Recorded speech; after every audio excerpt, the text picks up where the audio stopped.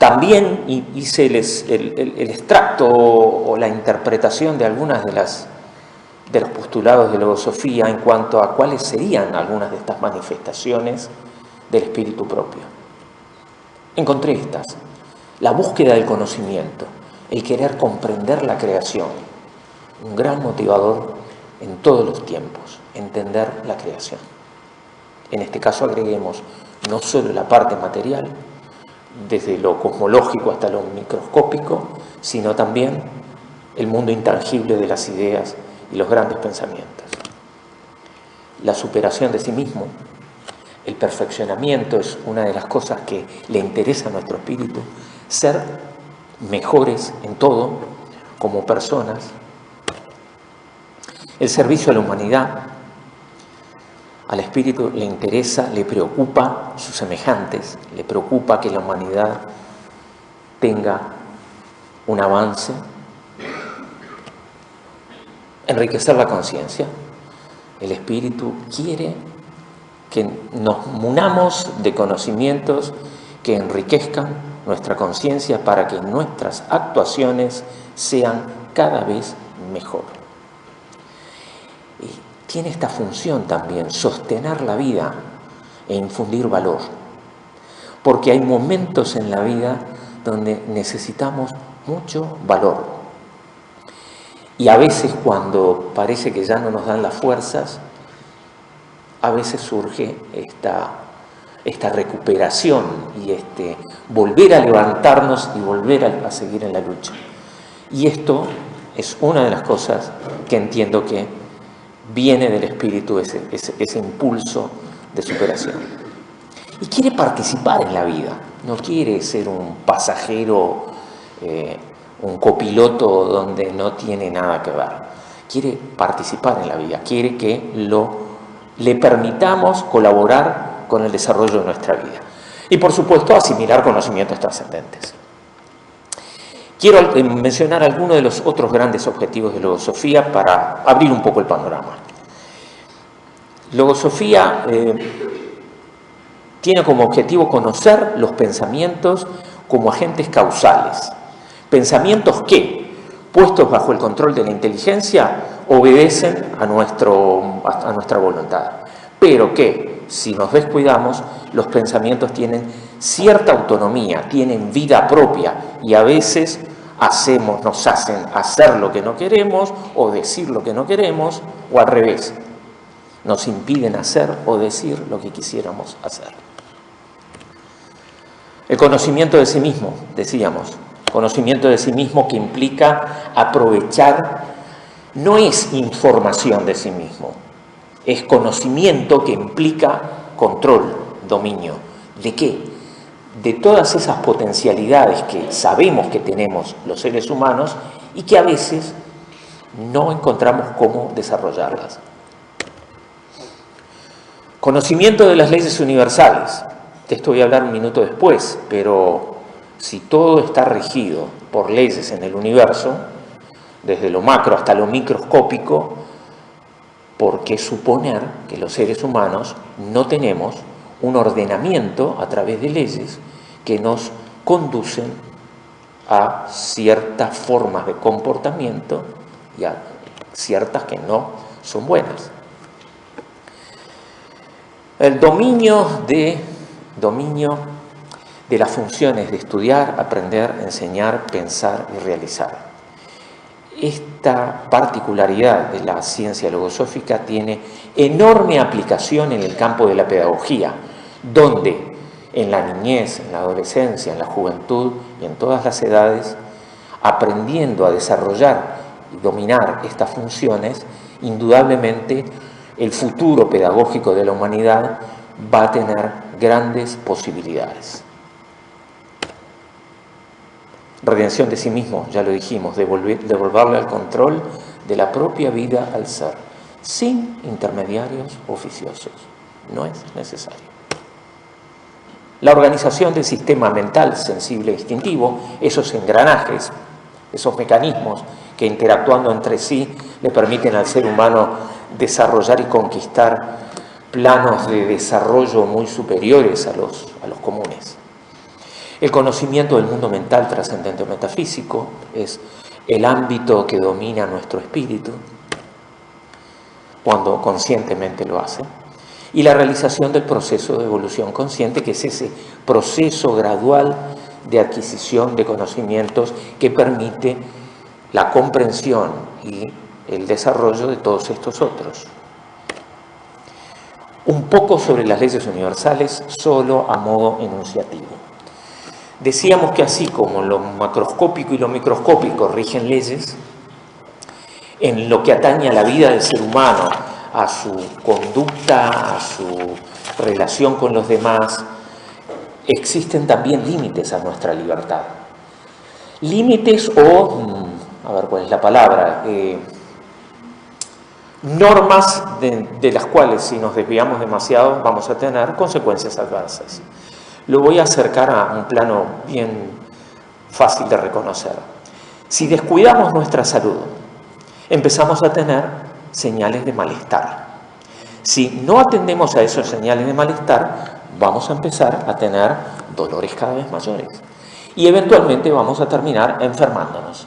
No podemos hacer con nuestro cuerpo lo que queremos. Más allá de la libertad que tenemos, hay límites.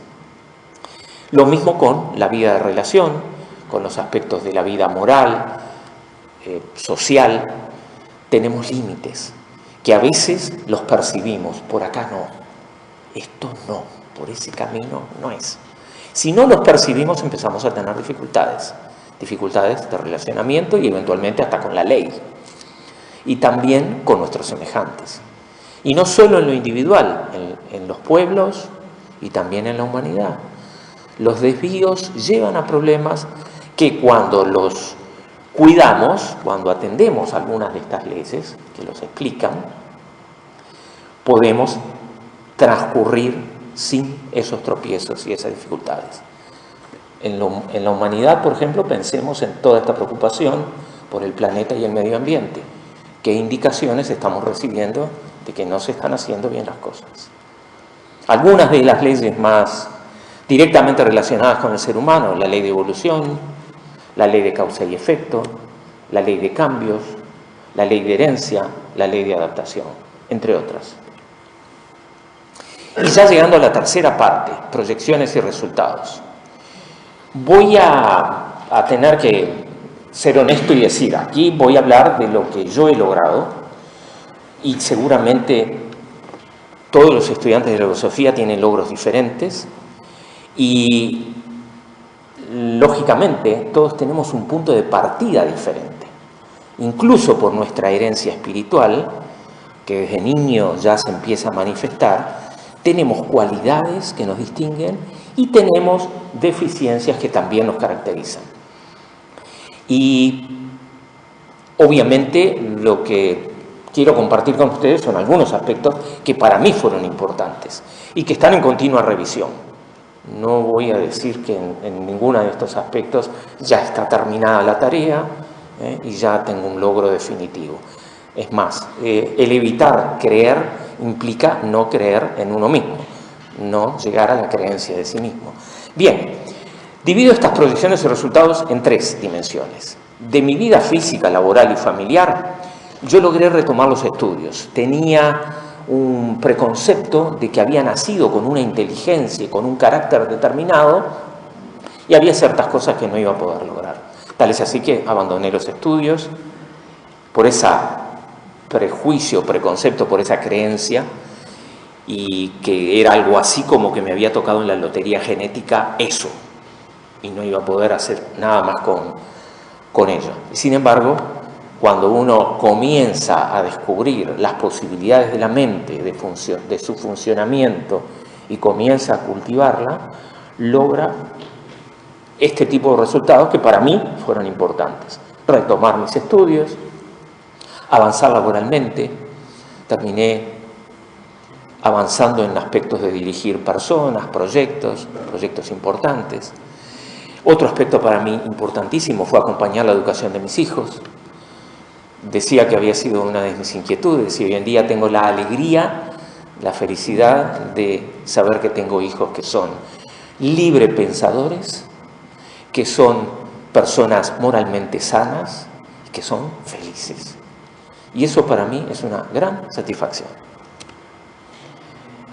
En el segundo aspecto, de la segunda dimensión, mi vida interna, la vida mental, moral, psicológica, decía ampliar mis capacidades.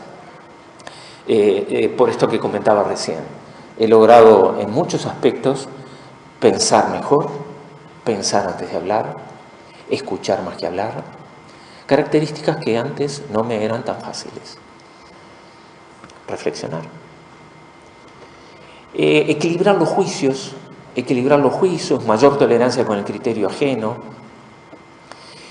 atenuar algunas deficiencias, eliminar algunas de las características negativas, y también aprender a observar de las cualidades de las demás personas aquellos rasgos que yo no tengo y tratar de hacerlos míos. Y el tercer aspecto, la tercera dimensión, es en lo universal. En la niñez, por ejemplo, en la juventud, la filosofía da elementos tales que se protege a la niñez para que se desarrolle sanamente, equilibradamente entre su parte mental y su parte sensible, sin presiones psicológicas, sin violencias. Lo mismo en la juventud, canalizando todas esas energías que cuando jóvenes tenemos para hacer de nuestra vida una vida sana, con defensas mentales para no entregarse en pertenencia a ninguna ideología y logrando que sus objetivos puedan ser realizados felizmente, como decía recién. En lo social también, sin duda, todos estos conocimientos tienen una influencia muy importante en la proyección que los que estudiamos logosofía y los colegios logosóficos logran en lo social. Solo a modo de conclusión, entonces, quise resumirlo. ¿Qué implica para mí la vida espiritual? 3 cosas. Cultivar la inteligencia y las mejores calidades humanas. Eliminar todos los obstáculos, todo lo que obstaculiza el desarrollo mental y moral. La mochila. Y cultivar sentimientos altruistas. Este es un poco mi resumen. Y ahora me queda de contestar una pregunta. ¿De dónde surgieron estos conocimientos? Esta escuela, este método. Tengo para mí que estamos ante una mente brillante, ante un espíritu noble, altruista, sabio, un hombre preocupado por la humanidad que dedicó gran parte de su vida a crear un mundo mejor. Es un pensador americano que mostró con el ejemplo de su vida todo lo que enseñó. Y eso lo atestiguan los cientos y cientos de estudiantes que lo acompañaron de cerca en este trayecto. Él es Carlos Bernardo González Pecoch, también conocido como Ramsol. Nació en Buenos Aires el 11 de agosto de 1901 y con solo 29 años fundó la primera escuela de logosofía y la Fundación Logosófica. Él trajo al mundo el mensaje de una nueva concepción del ser humano y el universo e instituyó un cuerpo de conocimientos trascendentes, un método y un campo experimental. Y traje esto otro también. En la década del 40, entre los múltiples libros, revistas, artículos y cartas y conferencias que dio, una de esas revistas se llamaba Revista de Logosofía. Y en la tapa de la revista estaba esta frase: en las entrañas de América se gesta el futuro de la humanidad. Y quise señalar que fue Argentina, Uruguay y Brasil los 3 países que hoy en día se señalan con estos puntitos amarillos indicando sedes culturales, también escuelas, también liceos, donde inició este movimiento que hoy en día se está extendiendo a todo el mundo, muy fuertemente en España y de España a todo el resto de Europa, Norteamérica, en fin. 11 escuelas, hay alguna más en construcción ahora. Todas las fundaciones tienen independencia jurídica. Este salón la casa, todo lo que ven, es el esfuerzo de muchísimos discípulos que trabajaron y se esforzaron para crear este ámbito de estudio. Hay 11 escuelas, hay liceos, ya hay cursos en las universidades de Argentina y Brasil. Paso a paso, luego Sofía se va haciendo. El mismo autor escribía, cada vez que publicaba un libro, enviaba cientos de copias de sus libros a universitarios, a profesores, a pensadores. Extendió sus conocimientos generosamente desde el inicio. Algunos de estos libros que están en la página web, como les decía, los pueden bajar gratuitamente. Esa es la página web. Ahí hay también una dirección de Instagram para que les gustan las imágenes. Y quizás puedan tener una idea ya directamente del autor y no filtrado a través de mi interpretación de lo que es logosofía.